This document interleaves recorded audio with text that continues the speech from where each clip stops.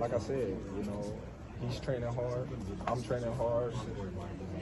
What do he see in me to make him feel as if he can break me? That's what I should ask him, but we will find out July 29th. It's going to be mental. The mentally toughest fighter, July 29th, is going to win. Crawford, you already had 2 face-offs, obviously in LA, here in New York. What can you sense when you see him in his eyes? At the end, you shake hands, but what can you sense when you're just staring straight at his eyes? Well, nothing. He's ready just like he know I'm ready.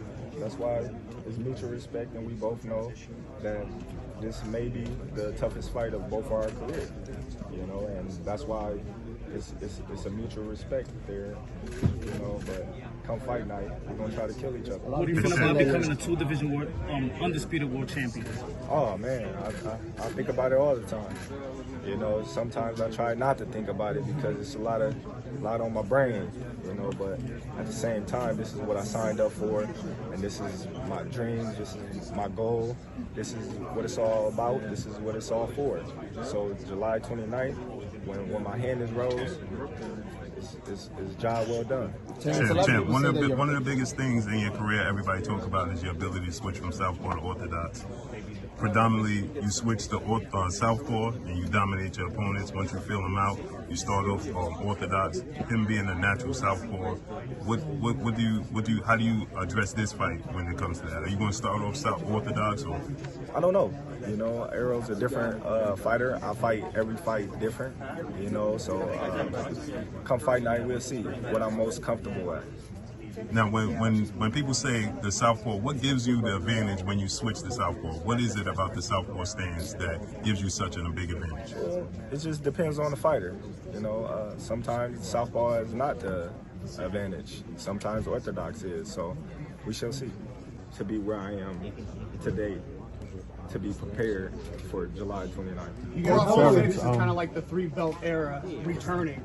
In that era, who do you see that is like you? If you look back at the 80s and the 90s, who's Terrence Crawford in that era? Nobody. Nobody. I feel like my style is different than any boxer. But how have you had your eye on him, and did you ever think this wasn't going to happen? I've been having my eyes on Spence since 2017. When I conquered the 140 division, I knew I was moving up.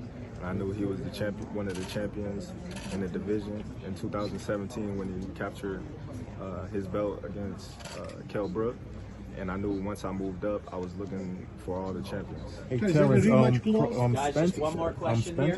Terrence, do you see? Somebody said that somebody asked him if he's gonna be worried about your counter punching, and he was just like, Danny Garcia is the best counter puncher in the world, so he's not really necessarily worried about your counter punching. How do you feel about him kind of comparing your counter punching style to like Danny Garcia?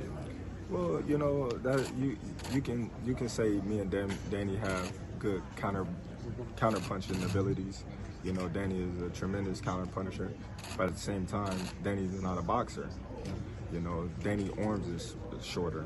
Danny don't have the same fighting style as Terrence Crawford.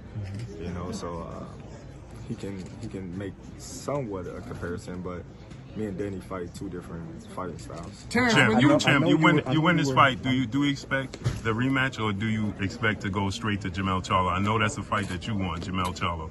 However it comes.